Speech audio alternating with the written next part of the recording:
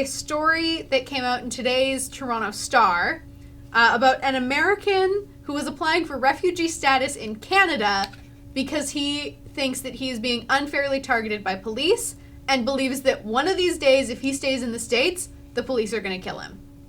Baltimore everywhere. Yeah. Riots. So... Do you have any quotes? Basically what happened is this guy, his name is Kyle Canty, went to the immigration office. He's lived in 7 different American states and says he has faced unfair treatment by police in each one of them because he's black. So we've been seeing a lot of police brutality cases, couple in Canada, lots in the States. Countless. Yes. Yeah. One of the charges he is facing in the States is for jaywalking. Yeah, seriously.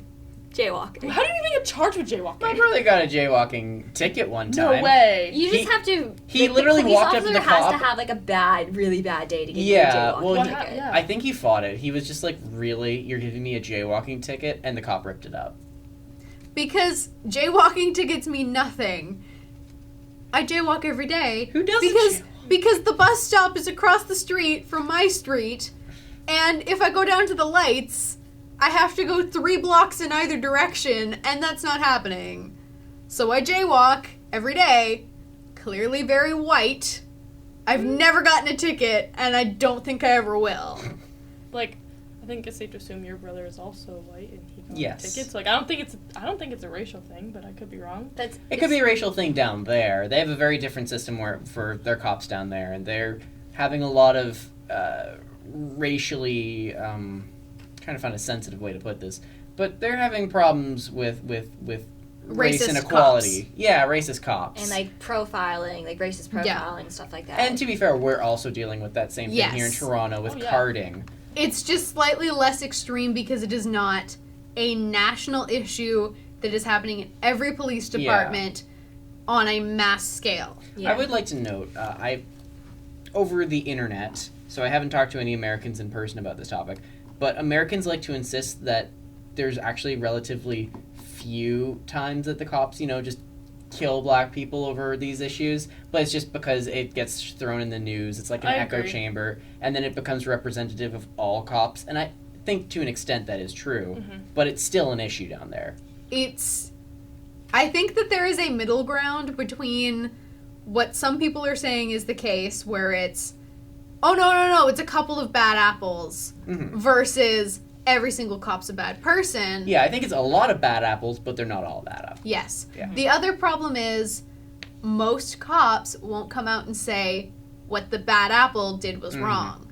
They're too willing to defend them, which only builds the case that all cops are bad apples. Which is why the Sammy Team thing is such a huge thing, is that Canadian police, they're finally doing something about this. They're making, I don't want to say they're making an example, they're basically making an example of the guy. If he gets charged, then that's going to be definitely an example for the rest of the police.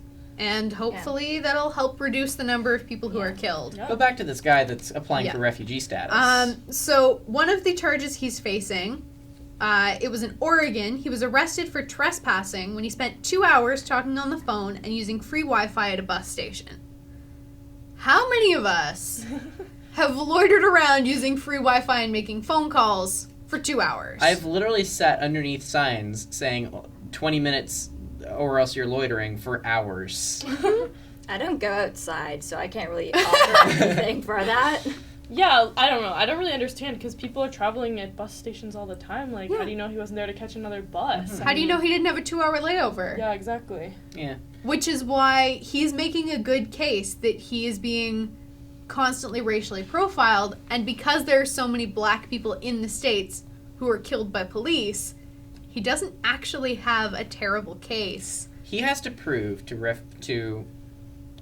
what is the department, but he has to prove to whoever it The is, immigration office. the immigration office, that there is reasonable cause that he is in life-threatening danger in the States. Yes. It's like all the refugees fleeing Syria. They have a pretty good case for leaving there. Just a tad. He needs to make an equally good case that If he stays in the States, he is in life-threatening danger. Yeah. And it'll be interesting to see how they interpret that evidence. Yeah. See, like, I understand his case, but I honestly don't think that he is in, like, life-threatening danger. I don't know. I understand where he's coming from, but I don't think he has to fear for his life. Life-threatening danger would be if every black person was stopped by the cops on the street every day. If every cop was in a KKK hood, we would be granting refugee status to just about every black American. Yeah. Yeah. But Right now, though, Canada has offered asylum, according to the Star, to a small number of Americans, typically no more than 10 per year.